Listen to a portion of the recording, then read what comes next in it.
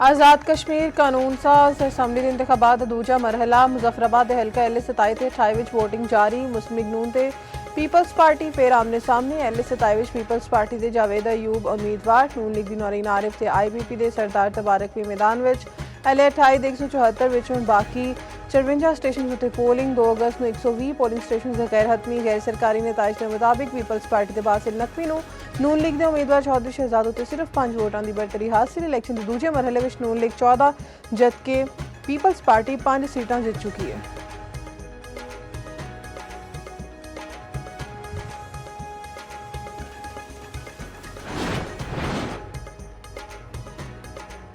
विफाकी हुकूमत की उल्टी गिनती शुरू हो गई। बिलावल भुट्टो जरदारी दी नून लीग नूं वार्निंग, आख्या आज़ाद कश्मीर इलैक्शन के नताइज नूं मुस्तरद कर दिया।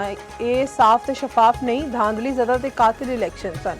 साड़ी तहरीक कश्मीर ते गिलगित बल्तिस्तान तक महदूद नहीं रहेगी, पूरे मुल्क तक अपनी तहरीक नूं फैलावांगे। बिलावल भुट्टो दा बाग विच जलसे दा भी ऐलान। दूजे पासे वज़ीर इत्तलात पंजाब असम बखारी दा बिलावल दे बयान उत्ते तनसिया जवाब, क्या उफ असी डर गए, हुण की होएगा।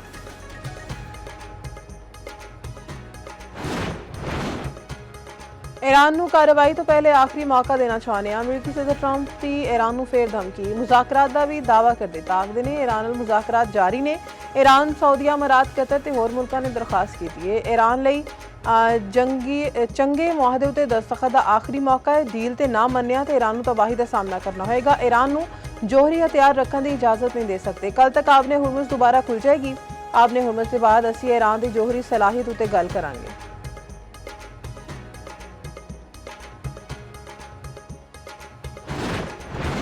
ईरान आपने हुर्मुज़ में किसी दूसरे रस्ते की इजाजत नहीं देगा। बहरी गुजरगाह अमरीकी शराइतों से दोबारा नहीं खुलेगी। ईरानी सुप्रीम लीडर के सीनियर मुशीर मेजर जनरल मोहसिन रजाई का 2 टोक पैगाम।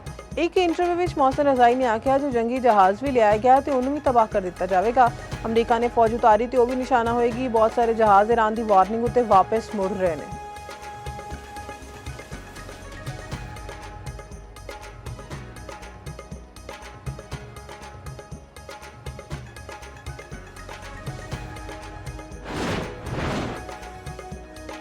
मानसून बारिशों नाल खैबर पख्तूनख्वा विच तबाही। सवात विच बरसाती नाले उबल पे। कई इलाके में पानी दुकानों उत्ते घरां विच दाखिल। सैलाबी रेल नाल चित्राल पिशावर रोड उत्ते पुल डिग गया।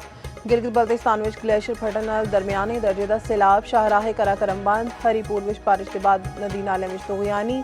सैलाबी रेला 3 तालिबात नूं बहा के लै गया। दूजा जां बहक। दीर लोयर विच भी 10 साला तालिब इलम रेले विच बह के जां बहक। कराची समेत सिंध के मुख्तलिफ जिलों में बारिश का इम्कान। पंजाब विच भी मानसून बारिशों का धुआंधार स्पेल। रावलपिंड विच बारिश नाल कई इलाके ज़ेरे-आब। पानी घरां ते दुकानां विच दाखिल। रावत विच 2 भरा बारिश से पानी में डूब के जां बहक। लाहौर विच बारिश नाल कई इलाकों में पानी जमा। फिरोजवाला विच मूसलाधार बारिश ने सैलाब जिंदगान दीआं मुश्किलात वधा दित्तियां। कोट अब्दुल मालिक विच सैलाबी पानी तो मगरमच्छ निकल आया।